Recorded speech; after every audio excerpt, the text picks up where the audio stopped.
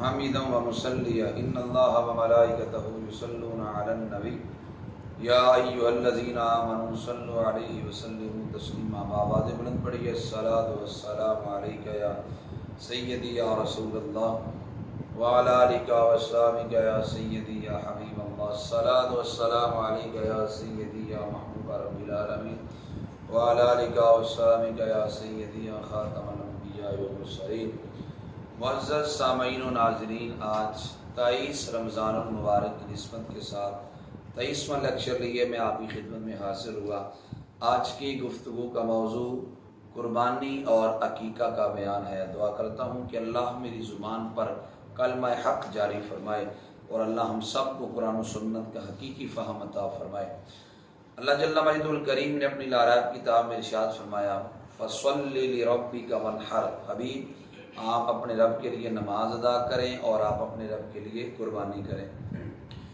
ابن ماجہ کی حدیث جناب ابو ہریرہ رضی اللہ تعالی عنہ سے مروی ہے، رسول پاک صلی اللہ علیہ وسلم نے ارشاد فرمایا، من کان لہ سعۃ ولم یضحی فلا یقربن مصلانا۔ نبی علیہ السلام نے فرمایا، جو بندہ وسعت کے باوجود، طاقت کے باوجود، مالدار ہونے کے باوجود قربانی نہ دے، فرمایا وہ بندہ ہماری عیدگاہ کے قریب سے بھی نہ گزرے۔ کہ جب اللہ نے اسے مالی وسعت دی، جب اللہ تعالیٰ نے اس پر اپنا کرم کیا، فضل کیا، دولت اس کے پاس ہے، تو فرمایا اس کے باوجود اگر قربانی نہ کرے وہ ہماری عیدگاہ کے قریب سے بھی نہ گزرے۔ اور یہ آیتیں، یہ حدیث پاک واضح اس بات کا منہ بولتا ثبوت ہے کہ جو قربانی ہے وہ صاحب نصاب پہ کرنی واجب ہے۔ دوسری حدیث پاک ترمذی شریف کی ہے، حضرت عائشہ صدیقہ رضی اللہ تعالیٰ عنہ آپ فرماتی ہیں، رسول کائنات صلی اللہ علیہ وسلم نے ارشاد فرمایا، ما عمل ابن آدم من عمل یوم النحر احب الی اللہ من احراق الدم۔ نبی علیہ السلام نے فرمایا، عید الاضحیٰ کے دن جانور کا خون بہانے سے زیادہ اللہ کو کوئی عمل پسند نہیں۔ اس دن سب سے پسندیدہ عمل اللہ کے ہاں جانور کا خون بہانا ہے۔ اور فرمایا وَإِنَّهُ لَيَأْتِي يَوْمَ الْقِيَامَةِ بِقُرُونِهَا، حضور فرماتے ہیں وہ جانور جو تم نے ذبح کیا قیامت کے دن وہ اپنے سینگوں سمیت آئے گا، وَأَشْعَارِهَا اپنے بالوں سمیت آئے گا، وَأَزْلَافِهَا اور اپنے کھروں سمیت آئے گا۔ فرمایا وَإِنَّ الدَّمَ لَيَقَعُ مِنَ اللَّهِ بِمَكَانٍ قَبْلَ أَن يَقَعَ بِالْأَرْضِ۔ میرے آقا علیہ السلام فرماتے ہیں جانور کا خون زمین پہ بعد میں گرتا ہے، رب کی بارگاہ میں قبول پہلے ہو جاتا ہے۔ اور فرمایا فَطَيِّبُوا بِهَا نَفْسًا، تم خوش دلی کے ساتھ قربانی کیا کرو۔ وہ تیسری روایت کنز الاموال کی ہے، حضرت عبداللہ بن مسعود رضی اللہ تعالیٰ عنہ روایت کرتے ہیں، رسول کائنات صلی اللہ علیہ وسلم نے ارشاد فرمایا، البقرۃ عن سبعۃ، کہ جو گائیں ہیں وہ 7 افراد کی جانب سے ذبح کی جا سکتی ہے، والجزور عن سبعۃ، اور اونٹ بھی 7 افراد کی طرف سے ذبح کیا جا سکتا ہے، فی الاضحیٰ قربانی کے سلسلہ میں۔ مسائل کے اندر یہ بات پہلی ہے کہ قربانی کی کئی اقسام ہیں۔ بعض ایسی قربانیاں ہیں جو امیر پہ بھی واجب ہیں، غریب پہ بھی واجب ہیں۔ دوسری وہ قسم ہے کہ جو غریب پہ واجب ہے، امیر پہ واجب نہیں۔ تیسری وہ قسم ہے جو امیر پہ واجب ہے، غریب پہ واجب نہیں ہے۔ پہلی وہ قسم کہ جو غنی اور فقیر دونوں پہ واجب ہے۔ اگر غنی اور فقیر منت مان لیں کہ ہمارا یہ کام ہو جائے تو ہم قربانی کریں گے، اب فقیر ہو یا غنی ہو، جب کام ہو جائے اس منت کی تکمیل کے لیے جانور کو ذبح کرنا واجب ہو جاتا ہے۔ نمبر 2، فقیر پہ واجب ہے، مالدار پہ واجب نہیں ہے۔ اس کی صورت یہ ہے، فقیر نے جانور قربانی کے لیے خرید لیا، خریدتے ہی فقیر پر اس کو ذبح کرنا واجب ہے، جبکہ امیر پہ اس کو ذبح کرنا واجب نہیں۔ نمبر 3، مالدار پہ واجب ہو، فقیر پہ واجب نہ ہو۔ اس کی صورت یہ ہے کہ قربانی کا وجوب نہ تو خریدنے کے ساتھ ہو، نہ منت کی وجہ سے ہو، بلکہ جناب ابراہیم علیہ السلام کی سنت کو زندہ کرنے کے لیے جو قربانی عید الاضحیٰ کے موقع پہ کی جاتی ہے وہ قربانی مالدار کے لیے واجب ہے، فقیر پر کرنی وہ واجب نہیں ہے۔ اور اسی طرح بکری کا ایک بندہ مالک تھا پہلے سے ہی، اس نے نیت کر لی میں اس بکری کو جو نا وہ عید الاضحیٰ کے موقع پر قربانی دے دوں گا، اب اسی بکری کی قربانی اس پہ واجب نہیں ہے، اور یوں ہی خریدتے وقت قربانی کی نیت نہیں تھی، بعد میں نیت بن گئی کہ میں اس کو قربان کر دوں گا، اس صورت کے اندر بھی اسی کی قربانی کرنا واجب نہیں ہے۔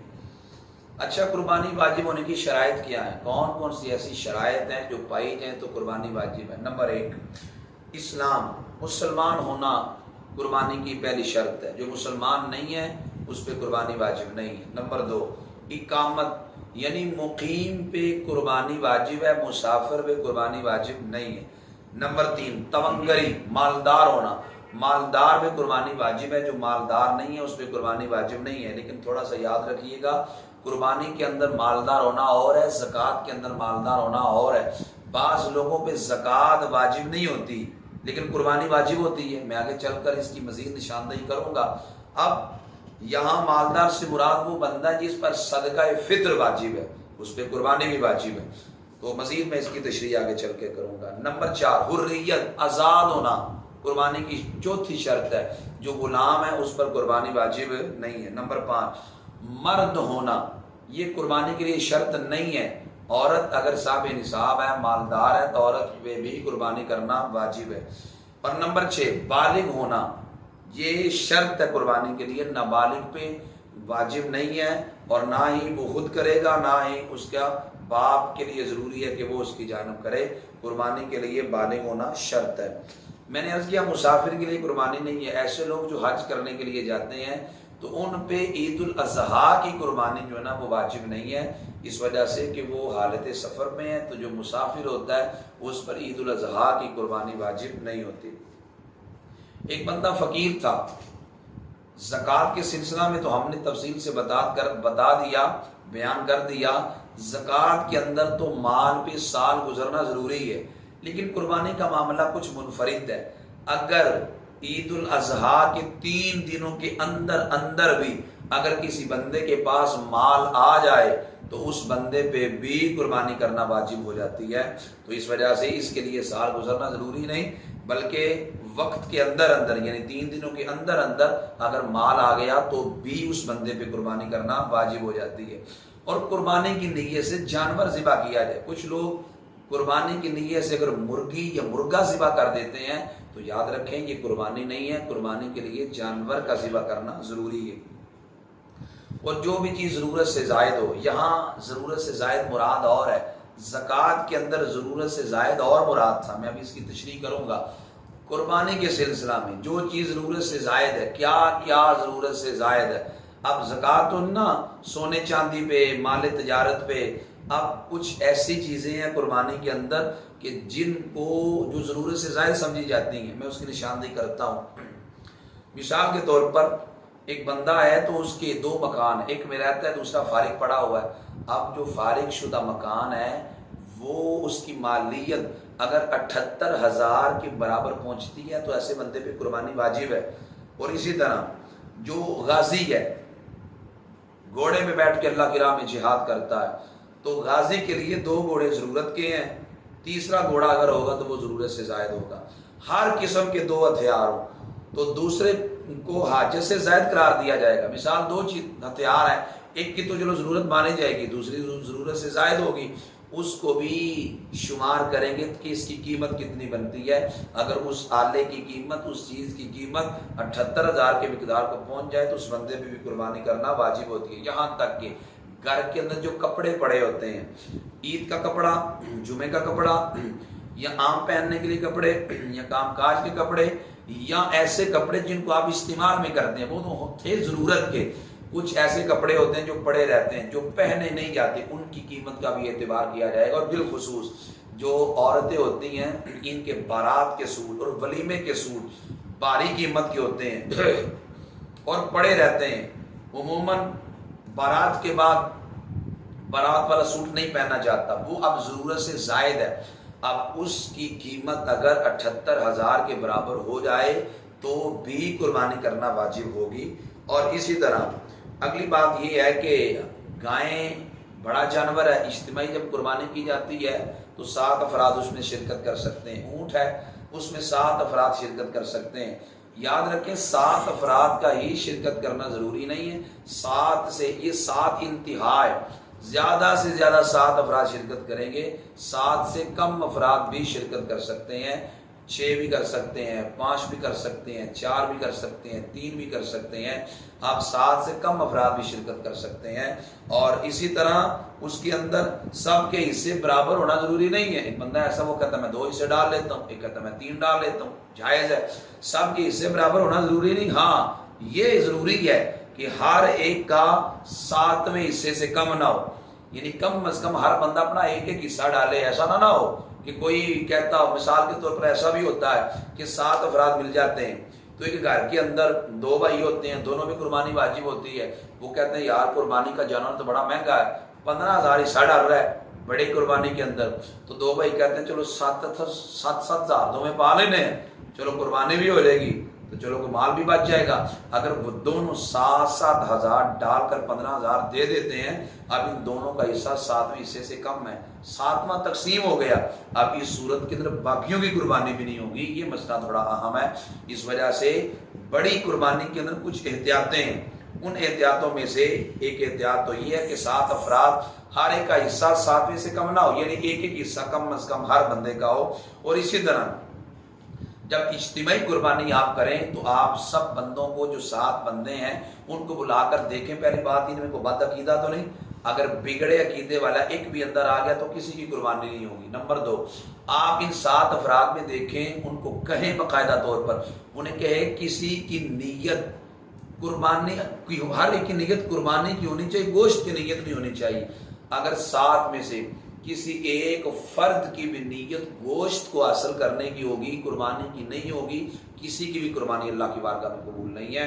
اس وجہ سے 7 کے 7 افراد ہر ایک کی نیت قربانی کرنے کی ہو، اللہ کی رضا۔ اس طرح میں نے عرض کر دیا، اجتماعی قربانی جو کرنے والے ہیں اس کے اندر چند احتیاطیں آپ نے کرنی ہیں، سب کو جمع کر کے پہلے پوچھ لیں کوئی بد عقیدہ تو نہیں۔ نمبر 2، آپ ان سے پوچھ لیں کہ کسی کی نیت گوشت کو حاصل کرنے کی نہ ہو، ہر ایک کی نیت قربانی کرنے کی ہو، گوشت تو مل نہیں جانا ہے۔ تیسری بات یہ ہے جب اجتماعی قربانی کریں ان میں سے ہر ایک کا حصہ 7واں ہو، یعنی کہ کم از کم ایک ایک حصہ ہو، ایک سے کم حصہ نہ ہو۔ نمبر 4، جب گوشت آپ نے اجتماعی قربانی کا تقسیم کرنا ہے، تول کے تقسیم کرنا ہے، اندازے کے ساتھ آپ نے گوشت نہیں دینا۔ اگر کوئی بندہ کہہ بھی دے کوئی بات نہیں، کسی کی طرف 4 بوٹیاں زیادہ چلی بھی جائیں، میری طرف سے اجازت ہے، تو بھی اجازت نہیں ہوگی، تول کر گوشت کو دینا ضروری ہے۔ اگلی بات یہ قربانی کب کی جائے گی؟ قربانی نماز عید کے بعد کی جائے، اور محلے کی ایک مسجد میں جب نماز پڑھی گئی اس صورت کے اندر باقیوں مسجدوں کا انتظار نہیں کیا جائے گا کہ باقیوں میں بھی پڑھی جائے گی تو پھر جانور قربان کریں گے۔ جب آپ کی محلے کی مسجد میں نماز پڑھے گی تو جانور ذبح کر دیں، اور نماز کے بعد خطبے سے پہلے اگر کوئی جانور ذبح کرتا ہے تو یہ مکروہ ہے، لیکن قربانی اس صورت میں ہو جائے گی۔ اگر منت کی قربانی آپ نے کی ہے تو منت کی قربانی کا گوشت آپ نے نہیں کھانا، اگر کھایا تو اتنا گوشت اللہ کی راہ میں خیرات کرنا پڑے گا۔ اور ہمارے ہاں ایک بہت بڑی غلط فہمی لوگوں میں پائی جاتی ہے، وہ یہ ہے، وہ کہتے ہیں بھینس کی قربانی جائز نہیں ہے، یعنی کٹے کی قربانی کو جائز نہیں سمجھتے، معاذ اللہ۔ وہ خدا کے بندو، جس طرح گائے کی قربانی جائز ہے اسی طرح بھینس یا بھینسے کی قربانی بھی جائز ہے، کوئی اس میں شریک کا بات نہیں ہے۔ لوگ کہتے ہیں جی حدیث میں اس کا ذکر نہیں ملتا، نبی علیہ السلام نے ذبح نہیں کیا بھینس کو یا بھینسے کو۔ تو اللہ کے بندے آپ غور تو کریں، کیا آج بھی عرب کے اندر یہ بھینس یا بھینسے پائے جاتے ہیں؟ عرب کے اندر اس کا وجود نہیں تھا، اس لیے نبی علیہ السلام نے ذبح بھی نہیں کیا۔ اس وجہ سے اب یہ تمام تر دنیا کے فقہا اس پہ لکھا ہے، تمام نے، آپ منجد اٹھا کے دیکھ لیں، قاموس اٹھا کے دیکھ لیں، لغت کی ساری کتابیں اٹھا کے دیکھ لیں، تمام کے اندر یہ لکھا ہے کہ جو بھینس ہے وہ گائے کی قسم ہے، یہ کوئی الگ چیز نہیں ہے، تو اس لیے بھینس کو گائے کے اندر شمار کیا جاتا ہے۔ جس طرح گائے کی قربانی جائز ہے یوں ہی بھینس کی قربانی بھی جائز ہے، کوئی اس میں شریک بات نہیں ہے۔ جانوروں کی عمریں کتنی ہوں گی؟ جو اونٹ ہے وہ 5 سال کا ہوگا، 5 سال سے کم قربانی نہیں لگے گا۔ گائے 2 سال کی ہونا ضروری ہے، بکرا چھترا 1 سال کا ہونا ضروری ہے، اور اگر ان کی عمر ان سے زیادہ ہو تو جائز نہیں بلکہ افضل ہے۔ اور اسی طرح دمبا یا بھیڑ 6 ماہ کا، دور سے ایسے لگتا ہے کہ صحت مند ہے، کہ 1 سال کا لگتا ہے، تو بھیڑ دمبا 6 ماہ کا 1 سال کا بھی لگے اگر تو اس کی قربانی پھر بھی جائز ہے۔ کون سے عیب جانور میں ہو تو قربانی جائز نہیں ہے؟ پیدائشی سینگ اگر کسی جانور کے نہ ہو تو اس کی قربانی جائز ہے. پیدائشی طور پہ اگر سینگ نہ ہو تو قربانی جائز ہے. سینگ تھا ٹوٹ گیا ہے پھر غور کریں گے دیکھیں گے جڑ سے ٹوٹا ہے یا اوپر سے ٹوٹا ہے. اگر تو جڑ سے ٹوٹا ہے پھر بھی قربانی جائز نہیں ہے. اگر اوپر سے ٹوٹا ہے تو اس صورت میں قربانی جائز ہے. بینگے جانور کی, بینگا جسے مثال تھوڑا سا ٹیڑھا دیکھتا ہے, بینگے جانور کی جو قربانی ہے وہ بالکل جائز ہے. اور اندھے جانور کی قربانی جائز نہیں ہے. اور جو کانا جانور ہو اور کانا پن اس کا ظاہر ہو واضح ہو اس کی بھی قربانی جائز نہیں. لنگڑے کی بھی قربانی جائز نہیں ہے. اتنا لنگڑا ہو کہ وہ قربان گاہ تک چل کے نہ جا سکے, یعنی جہاں بھی اسے ذبح کرنا ہے وہ اتنا لنگا کے چلے کہ وہاں تک اپنے قدموں پہ چل کے بھی نہ جا سکے. اتنا لنگاتا ہو تو اس صورت میں عیب بڑا ہے, قربانی اس کی جائز نہیں ہے. اسی طرح کان, دم یا چکی اگر تہائی سے زیادہ کٹی ہو تو پھر ناجائز ہے, اگر تہائی سے کم کٹی ہے تو پھر جائز ہے. جس کے پیدائشی کان نہ ہو یا ایک کان کٹا ہو اس کی قربانی جائز نہیں ہے. ہاں جس کے کان چھوٹے ہوں اس کی قربانی جائز ہے. اسی طرح جس جانور کے دانت نہ ہو تو کھا نہیں سکے گا, یہ بڑا عیب ہے. اور اسی طرح تھن کٹے ہوں یا تھن خشک ہو چکے ہوں تو بھی قربانی جائز نہیں ہے. بکری میں ایک تھن بھی خشک ہو جائے قربانی جائز نہیں ہے. گائے بھینس کے اندر 2 خشک ہو جائیں تو پھر قربانی جائز نہیں ہے. فقیر نے قربانی کے لیے جانور خریدا, اس میں کوئی عیب لگ گیا, اب فقیر اسی جانور کو ذبح کر دے اگرچہ قربانی والے دنوں میں اس جانور میں عیب تھا, فقیر ذبح کر دے اس کی جانب سے وہ ذبح ہو جائے گا, جائز ہے. لیکن مالدار نے اگر جانور خریدا اس میں عیب آ گیا اور عید والے دن تک عیب رہا اور بڑا عیب تھا, اس صورت میں امیر کو, مالدار کو, غنی کو دوسرا جانور خرید کر ذبح کرنا پڑے گا. اور قربانی کا موسم تھا, ایک بندہ کہتا میں نے بچوں کا عقیقہ کرنا ہے تو بڑی قربانی کے اندر میں اپنے بچوں کے عقیقے کی نیت سے ایک حصہ ڈال لیتا ہوں. شرعی طور پہ اجازت ہے, اپنے بچوں کے عقیقے کے لیے بڑی قربانی کے اندر وہ ایک حصہ ڈال سکتا ہے. تو اس صورت میں قربانی بھی جو نا وہ باقیوں کی تو قربانی ہو جائے گی اور اس کے بچوں کا عقیقہ ہو جائے گا. اور 7 اجزاء جانور میں ایسے ہیں جن کا کھانا حرام ہے, غور کریں. نمبر 1 پتا حرام ہے, نمبر 2 مثانہ, نمبر 3 شرمگاہ, نمبر 4 ذکر, نمبر 5 خصیے, نمبر 6 غدود, نمبر 7 خون. خون تو حرام ہے, نص قطعی سے اس کی حرمت ثابت ہے, باقی 6 کا کھانا مکروہ تحریمی ہے. اور افسوس کے ساتھ مجھے کہنا پڑ رہا ہے ہمارے معاشرے کے اندر بڑے بڑے ہوٹلز میں خصیے پکتے ہیں اور لوگ بڑے شوق کے ساتھ کھاتے ہیں اور یہ مکروہ تحریمی ہے, حرام کے قریب ہے. اس لیے اس سے بچنا بے حد ضروری ہے ورنہ بندہ گناہ میں مبتلا ہو جائے گا. کھانے والے تو گناہ میں مبتلا ہو جائیں گے, جو ہوٹلز والے اپنے اپنے ہوٹلز کے اوپر یہ جانوروں کے خصیے پکاتے ہیں وہ پکانے والے بھی گناہ گار ہیں. اس لیے وہ نہ پکائیں, لوگ نہ کھائیں. وہ پکاتے ہیں بھی, لوگ ڈیمانڈ بھی کرتے ہیں, وہ کھاتے ہیں. اگر کوئی گاہ کے ڈیمانڈ کرے اسے کہ بھائی وہ حرام کے قریب ہے, مکروہ تحریمی ہے, تو کیا ہم حرام کے قریب چیزیں آپ کو کھلائیں گے؟ اس لیے آپ ان کو بتلائیں گے تو شرعی حکم بھی ان کو پتہ چلے گا. اس لیے ان سے بچنا ضروری ہے. اوجری کے بارے میں لوگ اکثر پوچھتے ہیں, اوجری کے بارے میں اختلاف ہے. بعض کہتے ہیں مکروہ تحریمی ہے, بعض کہتے ہیں مکروہ تنزیہی ہے, یعنی جائز کے قریب ہے. اب اس صورت کے اندر جو ہے وہ مکروہ تنزیہی بھی اگر اسے مانا جائے اس کا مطلب یہ ہے نہ کھانا بہتر ہے, لیکن اگر وہ کھا لے تو البتہ زیادہ اس پہ گناہ نہیں ہے. مشینی جو جانور مشین کے ذریعے ذبح کیا جاتا ہے, اگر مشین کے ذریعے جانور کو ذبح کیا جائے تو اس مشین کے آلے پر بسم اللہ یا اللہ اکبر پڑھنا ضروری ہے. اور اگر ایک بار مشین چلتی ہے اور کئی جانوروں کا گلا کاٹ دیا جاتا ہے تو اس صورت میں جائز نہیں ہے. ہر جانور کے اوپر جو ہے نا وہ تکبیر پڑھنا ضروری ہے. تو میں نے قربانی کے سلسلہ میں عرض کر دیا, زکوٰۃ کے جب معاملہ آیا تھا تو اگر آپ کا اپنا پلاٹ ہے بچوں کے لیے قربان تو آپ پہ زکوٰۃ نہیں تھی. اسی طرح کرائے کا مکان تھا, اس پہ زکوٰۃ نہیں تھی. لیکن یہاں قربانی میں معاملہ اور ہے, غور کریں. اگر آپ کا پلاٹ ہے اور آپ نے رکھا ہوا ہے بیچنے کے لیے, آپ پہ قربانی واجب ہے. اسی طرح آپ کا خالی مکان پڑا ہوا ہے, اس کی مالیت یقیناً 78,000 سے زیادہ ہے, قربانی واجب ہے. خالی پلاٹ پڑا ہوا ہے آپ کا, اس وجہ سے اس کی مالیت چونکہ 78,000 سے زیادہ ہے تو قربانی آپ پہ واجب ہے۔ یوں ہی کرائے کے مکان کی وجہ سے بھی آپ پہ قربانی واجب ہے۔ اس لیے ان مسائل کو اچھی طرح ذہن نشین کر لیں کہ کرائے کا مکان بھی اگر آپ کا ہے تو بھی آپ پہ قربانی واجب ہے۔ خالی پلاٹ آپ کا پڑا ہوا ہے تو یقیناً 78,000 سے زیادہ مالیت کیا ہے تو بھی آپ پہ جو ہے نا وہ قربانی وغیرہ واجب ہے۔ عقیقہ کے بارے میں کچھ مسائل ہیں۔ عقیقہ کہتے ہیں جب بچہ پیدا ہو تو 7ویں دن بچے کی طرف سے جانور کو رضائے الہی کی خاطر ذبح کرنے کو عقیقہ کہتے ہیں۔ پہلی بات تو یہ ہے جب بچہ پیدا ہو تو بچہ پیدا ہوتی اس کے دائیں کان میں اذان دیں، بائیں کان میں اقامت کے۔ دائیں کان کے اندر 4 بار اذان کہنا بہتر ہے اور بائیں کان میں 3 بار اقامت کہنا بہتر ہے۔ 7ویں دن بچے کا نام رکھا جائے، بچے کا نام خوبصورت رکھا جائے۔ ہمارے معاشرے کے اندر لوگ نہیں سمجھتے، نہیں خیال کرتے، وہ کہتے ہیں وہ اچھوتا سا نام ہونا چاہیے، پہلے کسی نے سنا ہی نہ ہو، ایسا نام ہو۔ اگر کسی برادری کے اندر وہ نام ہے، رشتہ داروں میں نام ہے، بڑا خوبصورت نام ہے، عورتیں مرد رکھنا گوارا ہی نہیں کرتے، وہ کہتے ہیں ہماری برادری کے اندر پہلے کتنے بچوں کا یہ نام ہے، یہ نام کیوں رکھیں؟